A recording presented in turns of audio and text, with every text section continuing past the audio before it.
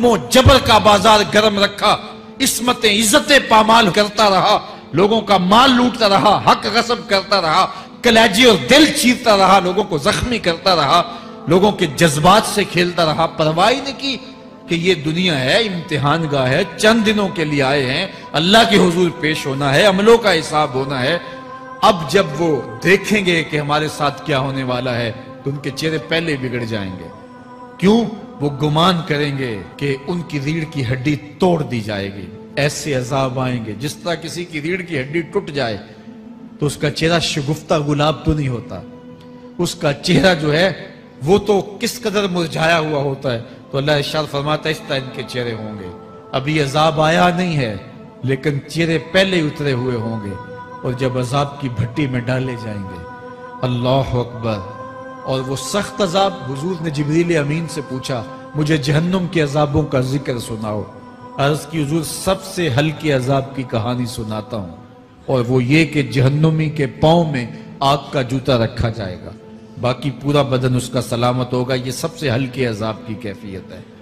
اب پاؤں میں آگ کا جوتا ہوگا، حدت، گرمی، شدت اتنی ہوگی کہ دماغ پگھل کے ناک اور کانوں کے راستے سے باہر آ جائے گا۔ پاؤں میں رکھے ہوئے جوتے کی گرمی دماغ کو ایسے چڑھے گی کہ وہ پگھل جائے گا اور ناک اور کانوں کے راستے سے باہر آ جائے گا۔ تو اللہ کے عذاب کے خوف سے چہرے بگڑ جائیں گے، حالت سلامت نہیں رہے گی۔ یہ بات ذہن میں رکھیں کہ اللہ جس کو جہنم میں ڈالے گا اس کو اس صورت میں نہیں ڈالے گا، یہ محمدی صورت ہے، یہ شکل اس کی چھین لی جائے گی اور اس کی شکل بڑی کر دی جائے گی۔ اس کا ایک ایک دانت احد پہاڑ جتنا ہوگا۔ احد پہاڑ کا پھیلاؤ 15 کلومیٹر پہ ہے، 15 کلومیٹر کا ایک دانت، اور 32 دانت کتنے ہوں گے تو منہ کتنا بڑا ہوگا۔ اس کو اتنا بڑا اس لیے کیا جائے گا تاکہ وہ عذاب کی تکلیف زیادہ سہے۔ 70 گز موٹی کھال ہوگی، اور کھال جل جائے گی تو اللہ قرآن میں فرماتا ہے ہم نئی کھال دے دیں گے تاکہ عذاب کی تکلیف اس کو گوارا کرنی پڑے۔ پھر چیخے گا، چلائے گا، ہائے مجھے پانی دو، پانی دو، پیاس کی شدت ہے۔ 70 سال تک تو اس کی کوئی آواز ہی نہیں سنے گا۔ 70 سال کے بعد داروغہ جہنم چیخ کر کہے گا کیا مانگتا ہے؟ وہ بولے گا مجھے پانی چاہیے۔ کہا جائے گا تو بے بھی ملتا ہے پانی۔ پھر داروغہ جہنم اسے پانی دے گا، کوکا کولا کی بوتل دے گا یا پیپسی تھما دے گا یا منرل واٹر کی بوتل دے گا؟ نہیں، قرآن بتاتا ہے اسے مائے حمیم دیا جائے گا، کھولتا ہوا پانی، اور وہ اتنا گرم ہوگا جب پینے کے لیے چہرے کے قریب کرے گا اس سے اٹھتی ہوئی بھاپ کی وجہ سے چہرے کی کھال ادڑ کے اس کے اندر گر پڑے گی، لیکن اس کے باوجود اس کو پینا پڑے گا۔ اللہ فرماتا ہے یہ دنیا ہی سب کچھ نہیں ہے، سمجھ لیا یہی سب کچھ ہے، آخرت کو بھول گئے، صبح اٹھے کام پہ چلے گئے، شام آئے آوارگی میں چلے گئے، صدائیں آتی رہی حی علی الصلاۃ حی علی الفلاح، کوئی پرواہ نہیں کی، نہ پیشانیوں نے سجدے کیے، نہ سوچوں میں پاکیزگی آئی، زندگی یوں گزار کے چلے گئے۔ ایسے نہیں، کہا ایک وہ ہوں گے جن کے چہرے شگفتہ گلاب ہوں گے، ایک وہ ہوں گے جن کے چہرے بگڑے ہوئے ہوں گے۔ اللہ اکبر، کلا اذا بلغت التراقی، یہ تو قیامت کا منظر ہے نا، قیامت سے قبل بھی ایک منظر ہے، اللہ اس منظر کو بھی بیان کر رہا ہے، کلا اذا بلغت التراقی، ہاں جب جان گلے کو پہنچ جائے گی۔ اے انسان تیرے اوپر وہ گھڑی بھی آنے والی ہے، وہ وقت بھی آنے والا ہے جب سانس اس ہنسلی میں اٹک جائے گا، جب سینے سے بھی سانس اوپر چلی گئی، اب ڈاکٹر بھی لا علاج قرار دے رہے ہیں کہ اب علاج نہیں رہا ہے، جان بس اب نکلنا چاہ رہی ہے، اور کہا جائے گا کوئی جھاڑ پھونک والا بلاؤ۔ اب ڈاکٹروں نے تو جواب دے دیا، اب سانس اٹک گئی گلے میں، چند لمحوں کی مہمان ہے، اب ڈاکٹروں نے کہا اب ہماری جانب سے لا علاج ہو گیا، اب لے جاؤ اس کو گھر یا وینٹیلیٹر پہ ڈال دیتے ہیں اس کو، بس اب ہماری جانب سے کوئی اس کا علاج نہیں ہے۔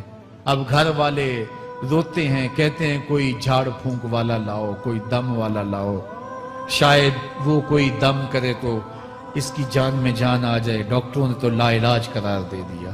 وَظَنَّ عَنَّهُ الْفِرَاقِ، اللہ فرماتا ہے یہ تو جھاڑ پھونک والے کو ڈھونڈ رہے ہیں، لیکن جس کی سانس یہاں اٹکی ہے وہ سمجھ گیا ہے اب موت آ گئی ہے، اس کو یقین ہو گیا ہے کہ اب موت کے لمحے آ گئے ہیں، اب میں بچ نہیں پاؤں گا، اب آنکھیں تاڑے لگی ہوئی ہیں۔ وَالْتَفَّتِ السَّاقُ بِالسَّاقِ، پنڈلی پہ پنڈلی چڑھ رہی ہے۔ جب موت آ جاتی ہے تو پھر پنڈلی سے پنڈلی لپٹ جاتی ہے، اس کو پھر جدا کرتے ہیں اور جدا کر کے دونوں انگوٹھے باندھ دیتے ہیں تاکہ پنڈلی کے اوپر پنڈلی نہ چڑھے۔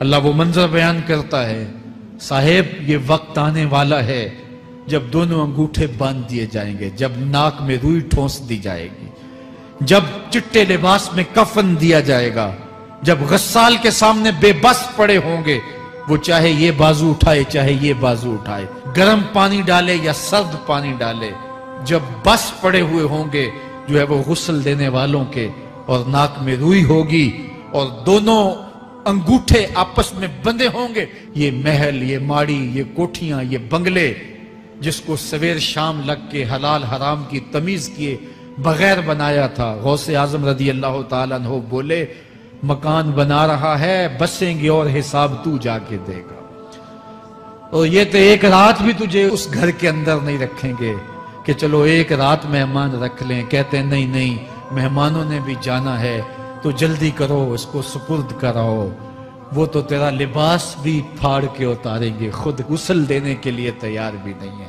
تجھ سے خوف آنے لگا ہے، جاندی واری ڈرونا بنے ہوتے ہاتھ نہ لاندے ڈر دے، جنہ لئی تو پاپ کمائے اج کتھے نہیں تیرے کر دے۔ آج تو وہ تیرے ساتھ تجھے غسل دینے کے لیے آمادہ نہیں ہے۔ وَالْتَفَّتِ السَّاقُ بِالسَّاقِ، جب پنڈلی پہ پنڈلی چڑھنے لگ جائے گی، إِلَىٰ رَبِّكَ يَوْمَئِذٍ الْمَسَاقُ، اس دن تیرے رب کی طرف ہی لوٹ کے جانا ہے۔ فَلَا صَدَّقَ وَلَا صَلَّىٰ، اس نے نہ تو سچ مانا اور نہ نماز پڑھی، وَلَٰكِنْ كَذَّبَ وَتَوَلَّىٰ، ہاں جھٹلایا اور منہ پھیر کے چل پڑا۔ ثُمَّ ذَهَبَ إِلَىٰ أَهْلِهِ يَتَمَطَّىٰ، پھر اپنے گھر کو اکڑتا ہوا چلا۔ اولا لک فاولا ثم اولا لک فاولا، تیری خرابی آ پہنچی، ہاں تیری خرابی آ پہنچی۔ ایحسب الانسان ان یترک سدی، انسان دنیا میں یہ گمان کرتا ہے اس کو سدا چھوڑ دیا جائے گا۔ سدا عربی میں ایسے اونٹ کو کہتے ہیں جس کی مہار کسی کے ہاتھ میں نہ ہو، شترے بے مہار، جہاں مرضی جس گھاٹ سے چاہے پانی پیے، جہاں سے مرضی چارہ لے، تو شترے بے مہار کو کہتے ہیں سدا۔ تو یہ انسان بھی گمان کرتا ہے کہ میں بھی سدا ہوں، مجھے کوئی کیوں پوچھے، میرے جذبات پہ کوئی کیوں قدغن لگائے، مجھے کیوں روکے کوئی۔ بالخصوص جوانی کے ایام کے اندر جوان کو بڑا ہوتا ہے کہ کوئی مجھے کیوں، وہ تو ماں باپ کے کہنے میں بھی نہیں آنا چاہتا، وہ کہتا ہے کیوں مجھے روکتے ہیں، میری جوانی ہے، میرے جذبات ہیں، مجھے آزادی سے جینے دو، کیوں میرے راستے میں رکاوٹ بنتے ہو، میں سدا ہوں۔ اللہ فرماتا ہے نہیں، ایک اونٹ تو سدا ہو سکتا ہے، جس کو میں نے اشرف المخلوقات بنایا ہے اس کو تو سدا نہیں چھوڑوں گا، اس کو تو پابند بناؤں گا حکام کا۔ اب وہ کہتا ہے کہ نہیں نہیں، یہ کیسے دوبارہ اٹھائے جائیں گے؟ اب دوبارہ وہی بات پھر آ گئی، الم یک نطفۃ من منی یمنی، اللہ فرماتا ہے ایک بوند تھی نا، پانی کا ایک قطرہ تھا جو رحم مادر میں رکھا گیا، ثم کان علقہ، پھر وہ پانی کا قطرہ لوتھڑا بنا، فخلق فسوی، پھر اللہ نے اسے پیدا فرمایا اور پھر ٹھیک ہموار کیا، فجعل منہ الزوجین الذکر والانثی، پھر اس سے وہ جوڑ بنائے، کوئی مرد بنایا کوئی عورت بنائی۔ کہا اب غور کر، اب تیری آنکھیں دیکھتی ہیں، بجلیاں چمکتی ہیں، تیری زبان کا طوطی بولتا ہے، لوگ اشش کرتے ہیں تیری گفتگو پہ، تیری گفتار پہ صدقے جاتے ہیں، تیرے لہجے کے جمال کو دیکھتے ہیں، تیرے سینے کا زور، تیرے پنجوں کی طاقت، تیری دماغ کی تیزیاں اور تیری سوچوں کے اجالے، تیری زوردار ٹانگیں، تیرے کڑیل بازو اور تیری چوڑی چھاتی اور تیرے گلاب کی پتیوں جیسے ہونٹ، اے انسان یہ سب کچھ کہاں تراشا گیا؟ ماں کے رحم میں، اس تاریکی میں جو 3 پردوں میں تھی، تیرا سر تیرے گھٹنوں میں تھا، اور تیرے رب نے وہاں تیرے اندر نسوانیت یا رجولیت کی صلاحیتیں پیدا کی، تیری آنکھوں میں چمک پیدا کی، تیرے کانوں میں نغمے بکھیرے، تیری زبان کے پٹھوں پہ قوت ذائقہ رکھی، تجھے بولنے کی صلاحیت دی، تیرے پنجوں میں زور رکھا۔ آج تو مفتی شہر ہے، آج تو علامۃ الدہر ہے، آج تو قاضی القضات ہے، آج تو منسٹر ہے، آج تو وزیر اعظم ہے، آج تو پہلوان ہے، آج تو شہزادہ ہے، آج تو بادشاہ ہے، آج تو زوراور ہے، آج تیری طاقت کے کیا کہنے، آج شیروں کو تو نچا لیتا ہے، ہاتھیوں کو تو بٹھا لیتا ہے، آج تو بڑا زوراور گھڑ سوار ہے، آج تیری طاقت کے کیا کہنے، تو کشتی کرتا ہے، زمانہ دیکھنے آتا ہے، آج تیری طاقت کے شوہرے ہیں، تیری عظمت کے تنتنے ہیں، لیکن انسان تو ایک ناپاک قطرہ تھا اور رحم مادر میں تھا۔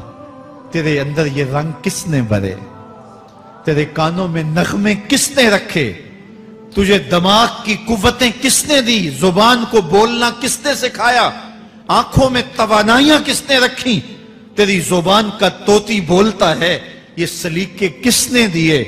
پھر اللہ فرمایا، کتنا زوردار بیان ہے، الیس ذالک بقادر علی ان یحیی الموتى، جو ماں کے پیٹ میں ایک نطفے کو ایک خوبصورت انسان بنا سکتا ہے، ہڈیوں کو جوڑ کے دوبارہ انسان نہیں بنا سکتا؟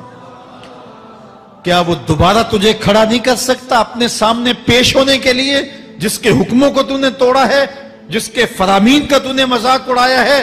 کیا وہ اتنا ہی بے بس ہے کہ اپنے حضور تجھے جو ہے وہ کھڑا ہی نہیں کر سکتا ہے؟ جس رب نے تجھے ماں کے شکم میں شکل دی، حضرت شیخ فرید الدین عطار بولتے ہیں، سانے کستی سلاتی می شود، ایسا کاریگر ہے مٹی سے بادشاہ بنا ڈالتا ہے۔ اس نے مٹی سے دارا و سکندر بنائے، اس نے مٹی سے جو ہے وہ رستم و سہراب بنائے، اس نے مٹی سے کیا کیا بنا دیا، جو مٹی سے بادشاہ بنا سکتا ہے، جو نطفہ رحم مادر سے جو ہے وہ شکل اور صورت اور رنگ اور جمال بنا دیتا ہے۔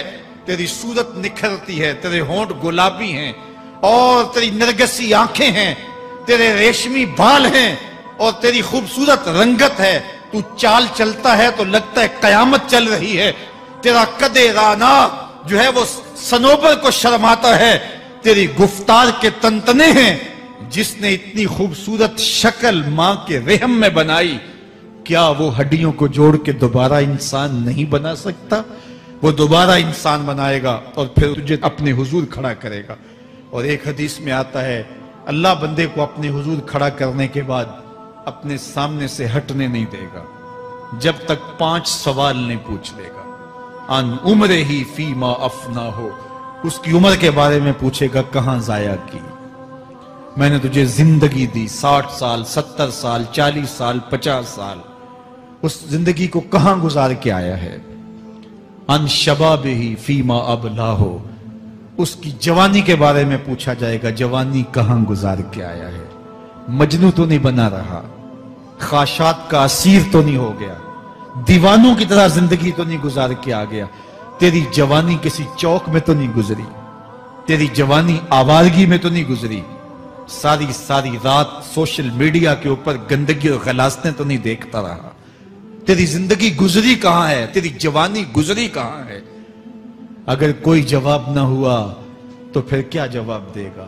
اور وہ کتنا خوش نصیب ہوگا جو کہے گا، مالک میری جوانی سجدوں میں گزری، میری جوانی قیام میں گزری، میری جوانی رکوع میں گزری۔ میرے حضور فرماتے ہیں، سبعۃ یظلھم اللہ فی ظلہ یوم لا ظل الا ظلہ، 7 اشخاص ایسے ہیں قیامت کے دن جب کوئی سایہ نہیں ہوگا، اللہ ان 7 کو اپنے عرش کا سایہ دے گا۔ ان میں سے دوسرا شخص میرے حضور نے بیان فرمایا، وَشَابٌ نَشَأَ فِي عِبَادَةِ اللَّهِ، وہ جوان جس کی جوانی اللہ کی عبادت میں گزری۔ جوانوں، اپنی زندگی کو مالک کی دہلیز پہ لے آؤ۔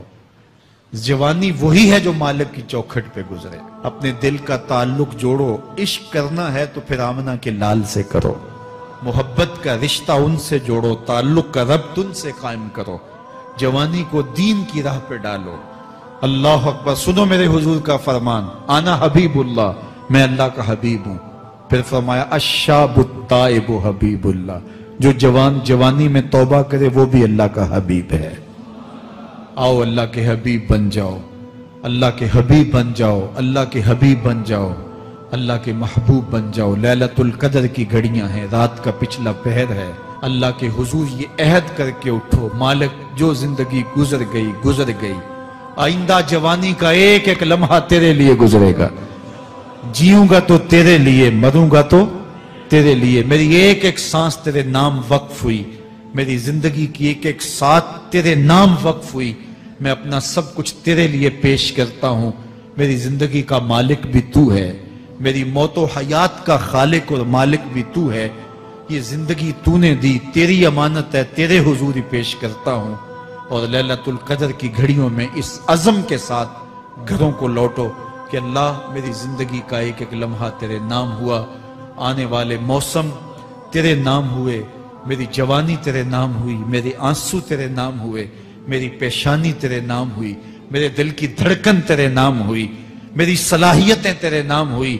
میری زبان بولے گی تو تیری تسبیح بولے گی، تیرے ذکر کے ترانے پڑے گی، میرے کان سنیں گے تو قرآن کے نغمے سنیں گے، میری آنکھیں دیکھیں گی تو مالک تیری قدرت کی نشانیاں دیکھیں گی، تیرے رسول کا روضہ دیکھیں گی، تیرا کعبہ دیکھیں گی۔ مالک میری زبان سچائی کے نور سے مالا مال ہوگی اور میں ساری زندگی تیرے نام کرتا ہوں۔ اور جب آپ اپنی ساری زندگی اللہ کے نام کر دیں گے تو پھر وہ پوری کائنات تمہارے نام کر دے گا۔ کی محمد سے وفا تو نے تو ہم تیرے ہیں، یہ جہاں چیز ہے کیا لوح و قلم تیرے ہیں۔ اللہ آپ سب کو اپنی پناہ